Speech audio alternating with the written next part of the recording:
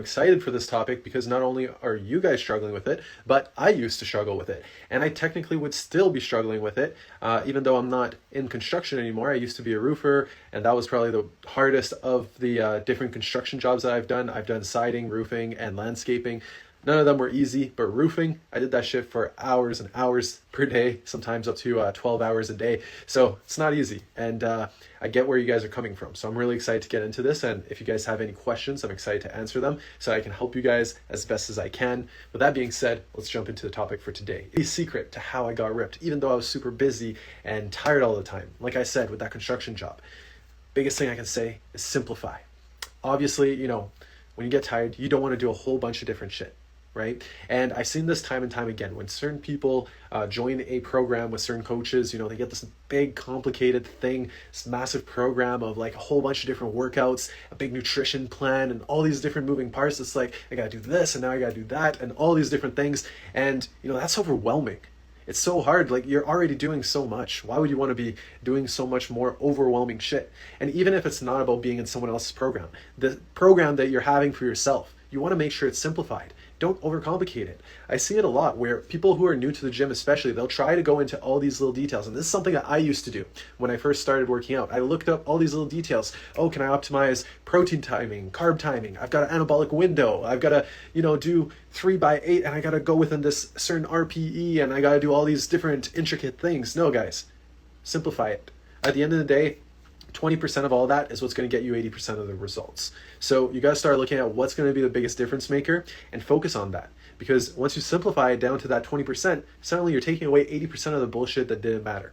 So that's the biggest thing, right? Simplifying.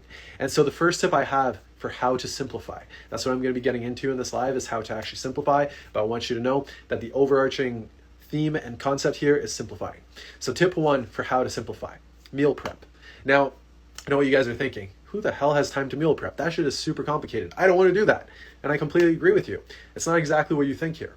Meal prep, when I say that, I don't mean you have to go and get a whole bunch of Tupperware. You got to weigh out every little thing. You got to cook for a whole week ahead of time, because who the hell wants to eat prepped meals that you made on Sunday the whole week, right? And then you get to Friday and you have some soggy, gross, maybe you froze it, you've got some nasty chicken that's freezer burnt and partially cooked, and now you're microwaving it, and there's a bunch of weird soggy crap going on with your food. Who wants that, right? So I'm not going to recommend you meal prep in that traditional sense. If you want to, you can. All the power to you, right? Yes, it's a step up from not doing anything, but honestly, I ain't got time for that kind of shit. So this is the big thing. Like, I tried to meal prep when I was roofing, and it was absolutely terrible. Everything that I just described to you is shit that I experienced when I was meal prepping. And this is where I simplified it even more. I was like, you know what? Meal prep in the traditional sense of just cooking a whole bunch of stuff ahead of time and then thawing it later and doing all this different stuff, it ends up being disgusting. So instead of doing that, what's up, Bijan? I see you tuned in. Anyways, sorry, I got sidetracked there. Instead of doing that, what I want you to do is I want you to prep in a way that's simple.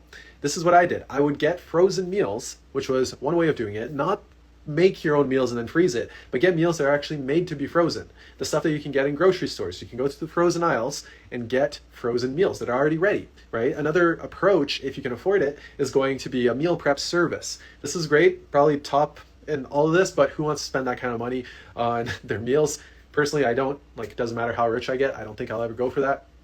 Maybe one day, I don't know. It depends on how busy things get. Maybe one day I won't even have time to go to the grocery store, right? But anyways, the next step from that is going to be those frozen pre-made meals. Those things are amazing. They will get you a good amount of calories and a good amount of protein if you're smart in how you choose them. Guys, let me know if you have questions about that. But the main thing is choosing something that's high protein. You can get these high protein ones with roughly 20 grams of protein per portion, and that's going to be super helpful for you. Then you can supplement that meal with quick, easy, simple snacks, like protein shakes, right? This is where protein shakes come in. You have that 20-gram portion of a meal, that's roughly 400 calories. You add in a protein shake, you've got 600 calories roughly, right? And 45 grams of protein.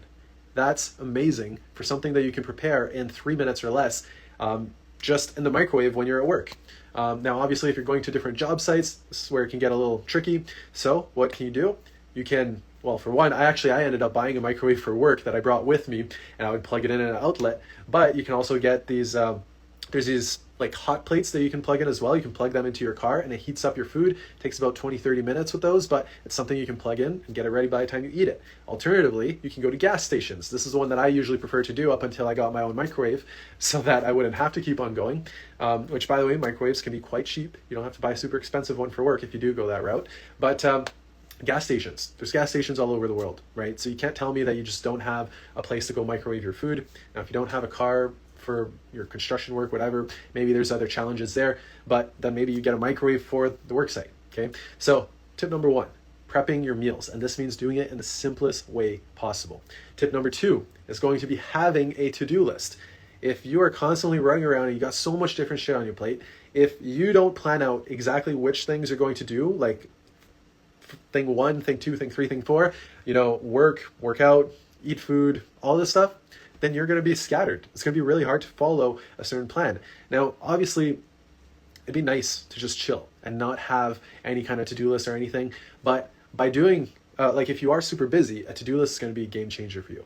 Now, the way that you can implement this, because I get it, when you're in the middle of your day, you don't want to be dealing with this, is you can either do it first thing in the morning when you have more energy, or while you're just chilling on your couch watching Netflix. Write in, how are you going to actually do everything? And if you use, what I use is Google Tasks. If you use that, then you can set it on recurring tasks or recurring to-do lists so that every time you check it off, it pops up again the next day. So you can keep on working through that if you have a consistent routine. So to-do list, going to be a game changer for you. Number 3 is having short and effective workouts. When I worked 12-hour days as a roofer, and at the same time I was building this business, my online coaching business, and I was in a relationship, when I was dealing with all that at the same time, do you think I wanted to work out? Absolutely not. Do you think that I had time for an hour workout? Absolutely not. So I had a plan in place. And this is something, like I said, it's just about making it as effective as possible. Target each muscle group at least once, have 3 hard sets at least per muscle group, and all you got to do is get in, do the work, and get out. In 30 minutes, you can have a full workout that actually hits all the muscles that need to be hit, and then you'll actually start seeing some progress with only 30 minutes of working out. Let's say you work 12 hours a day, right? And you have all these easy meals prepped. So maybe eating only takes you, 30 minutes in total for the whole day, maybe an hour. We'll be generous. That's 13 hours of your day. 30 minutes of it goes towards working out. Maybe you have 30 minutes of driving, depending on how far your commute is. You still got about 2 hours of downtime and doing whatever you want, relaxing before you go to sleep for a full 8 hours sleep. Now, obviously, this is the hardest scenario, but this is a scenario that I dealt with, okay? It's when you're doing those 12-hour days, how can you set yourself up and then still have a little bit of downtime? And that's basically what I did with my time, right? So having short, effective workouts, super important. If you're struggling with this, if you're not sure about how to approach the workouts and you need a little bit more advice on this, feel free to send me a message. I'd love to break it down for you. And then the 4th point, this is a bit of a joke here. I don't have a 4th point because we're keeping it as simple as possible, okay? As unfunny as that joke was, I hope that you guys enjoyed this.